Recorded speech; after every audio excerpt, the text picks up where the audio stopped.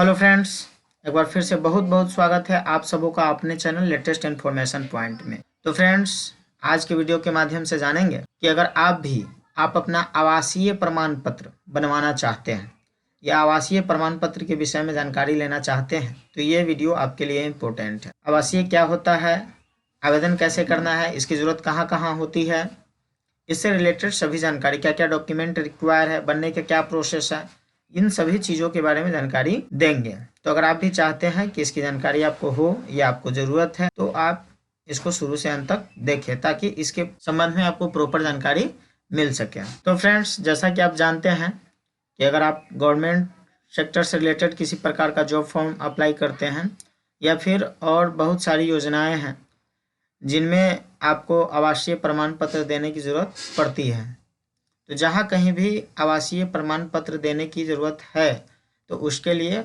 बनाना पड़ता है।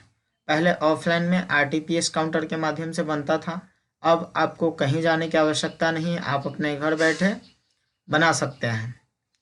तो आवासीय प्रमाण पत्र का मतलब ये होता है कि आपका निवास स्थान क्या है, आप अभी कहाँ रह रहे हैं, कहाँ पे निवास कर रहे हैं, इसी बात का प्रमाण पत्र दिया जाता है। तो ये प्रमाण पत्र जो है अंचल से रेवेन्यू ऑफिसर के माध्यम से निर्गत किया जाता है। पहले सीओ सर्किल ऑफिसर के माध्यम से इशू किया जाता था, अब इसे आरओ के माध्यम से इशू किया जाता है। तो फ्रेंड्स, इसका जो प्रोसेस है, इसका प्रोसेस अभी बनाने का ये है कि आप खुद से या फिर आप अपने नज़दीकी सहज वसुधा केंद्र से, सीएससी से या किसी भी साइबर कैफ़े से आप अपना डॉक्यूमेंट देकर ऑनलाइन करा सकते हैं। आपके नंबर पे एक मैसेज गिरता है, उस मैसेज में एक लिंक होता है, उस लिंक पे आप जैसे ही क्लिक करेंगे पीडीएफ आपको मिल जाएगा। या फॉर्म फिल करते समय अगर आप अपना ईमेल आईडी उसमें देते हैं तो ईमेल आईडी पे भी आपका पीडीएफ चला जाएगा, आपको किसी और से प्रिंट लेने या फिर डाउनलोड कराने की भी आवश्यकता नहीं पड़ेगी। तो फ्रेंड्स, आवेदन कैसे करना है, अगर आप चाहते हैं कि आप खुद से आवेदन करें तो आप कैसे आवेदन करेंगे, अगर आप चाहेंगे इसे आप अपने मोबाइल के माध्यम से भी कर सकते हैं। तो फ्रेंड्स, चलिए शुरू करते हैं। शुरू करने से पहले आप सबसे रिक्वेस्ट है कि अगर आप अभी भी मेरे चैनल पे नए हैं तो चैनल को सब्सक्राइब कर लें, और अगर आप पहले से ही जुड़े हुए हैं तो वीडियोज़ को लाइक एवं शेयर कर दें। तो फ्रेंड्स, अगर आप खुद से भी चाहते हैं आवेदन करना तो मैं ये लिंक आपको डिस्क्रिप्शन में दे दूंगा, इसके माध्यम से आप डायरेक्ट इसके होम पेज पे चले आएंगे। जैसे ही आप टाइप करते हैं गूगल में serviceonline.bihar.gov.in, serviceonline.bihar.gov.in टाइप करके इंटर करते हैं तो आप इसके ऑफिशियल वेबसाइट पे पहुंच जाएंगे। ये लिंक आपको डिस्क्रिप्शन में भी दे दिया जाएगा, आप वहां से डायरेक्ट यहाँ आ पाएंगे। तो फ्रेंड, इससे पहले मैंने नॉन क्रीमिलियर और EWS का वीडियो बनाया था जिसमें बताया था कि इसमें लॉगिन आईडी कैसे बनाना है। तो अगर आप चाहते हैं, आपके पास लॉगिन आईडी, यूजर आईडी और पासवर्ड नहीं है तो आप कृपया उस वीडियो को जा करके देखें, उस वीडियो का लिंक आपको डिस्क्रिप्शन में मिल जाएगा। तो लॉगिन पे क्लिक करने के बाद लॉगिन के लिए आगे बढ़े पे क्लिक करना है। लॉगिन करने का सबसे आसान तरीका है कि आप मोबाइल पे क्लिक कीजिए और नीचे जो 2 दिया हुआ है इस पर आपको टिक कर देना है। आपका जो भी फ़ोन नंबर रजिस्टर्ड है उसको डाल करके साइनिंग पे क्लिक करेंगे और आगे बढ़ेंगे। जैसे ही नंबर डालते हैं उसके बाद आपको OTP देना है और आप लॉगिन हो जाएंगे। राइट साइड में जिसके नाम से भी रजिस्ट्रेशन होगा आपको दिखेगा। उसके बाद है व्यू अवेलेबल सर्विस पे, व्यू ऑल अवेलेबल सर्विस जहाँ लिखा हुआ है वहाँ पे क्लिक करना है। जैसे ही आप क्लिक करेंगे तो इसके द्वारा जितना भी आवेदन हो सकता है उसका लिस्ट आपको दिखेगा।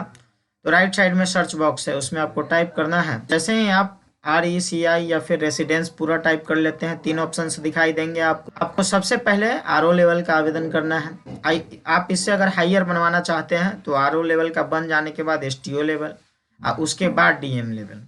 तो अलग अलग जगहों पे अलग अलग ज़रूरत पड़ती है, तो आपको पता होना चाहिए कि आपको क्या बनाना है। और अगर कुछ भी बनाना है तो सबसे पहले आपको RO लेवल का बनवाना पड़ेगा। तो आप इस पर क्लिक करेंगे। फ्रेंड्स, यहाँ पे जिसका भी आप फॉर्म फिल करना चाहते हैं उनका डिटेल मांग रहा है।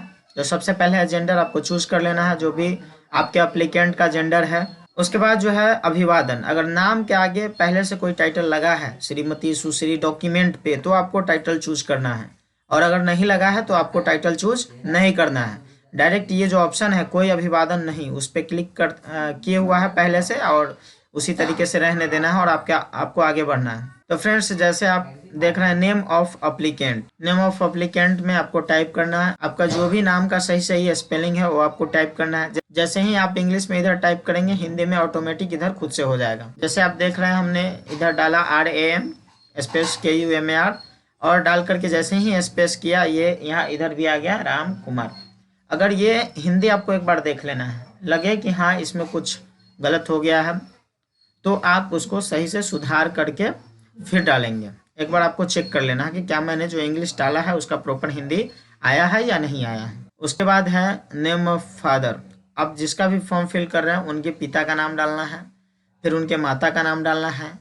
अगर वो शादीशुदा हैं और फीमेल कैटेगरी से बिलोंग करते हैं तो उनके हस्बैंड का नाम डालना है, उनका फ़ोन नंबर डालना है। ईमेल आईडी कंपलसरी नहीं है, ईमेल आईडी आप डाल भी सकते हैं और नहीं भी डाल सकते हैं। ईमेल आईडी अगर डालेंगे तो इससे आपको ये बेनिफिट्स मिलेगा कि ये जो PDF है आपको मेल पे दे दिया जाएगा, आपको कहीं से डाउनलोड करने या कराने की आवश्यकता नहीं होगी। उसके बाद जो है ये आपको स्टेट चूज कर लेना है। तो जैसा कि देख रहे हैं इसमें सिंगल ऑप्शन है बिहार के लिए। बिहार सरकार का अपना ऑफिशियल वेबसाइट है, इसमें सिर्फ वही लोग आवेदन कर पाएंगे जो बिहार राज्य के अस्थायी निवासी है, चाहे वो किसी भी डिस्ट्रिक्ट से हों। उसके बाद आपको अपना डिस्ट्रिक्ट चूज कर लेना है जो भी है। उसके बाद अनुमंडल, प्रखंड। अब ये जो है ग्राम पंचायत, नगर निगम, नगर परिषद और नगर पंचायत, ये देख लेना है कि आप किस कैटेगरी में आते हैं। आप अगर ग्राम पंचायत में आते हैं तो ग्राम पंचायत में टिक करना है, नगर परिषद में आते हैं तो नगर परिषद में टिक करना है।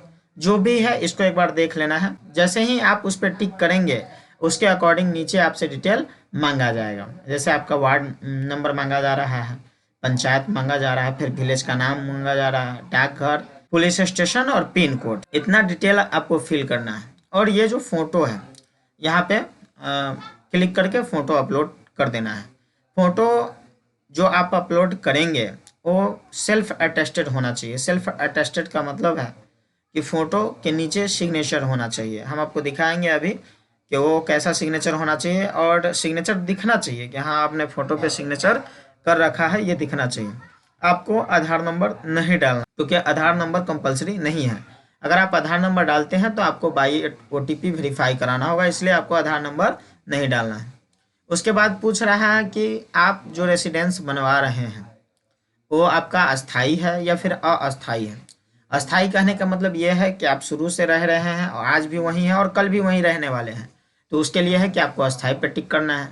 आप अगर अस्थाई है, कुछ समय के लिए कहीं गए हुए हैं, 2 साल 4 साल 5 साल, उससे पहले कहीं और रह रहे थे या उसके बाद कहीं और रहना है, तो उसको अस्थाई बोलते हैं, अस्थाई में बनेगा।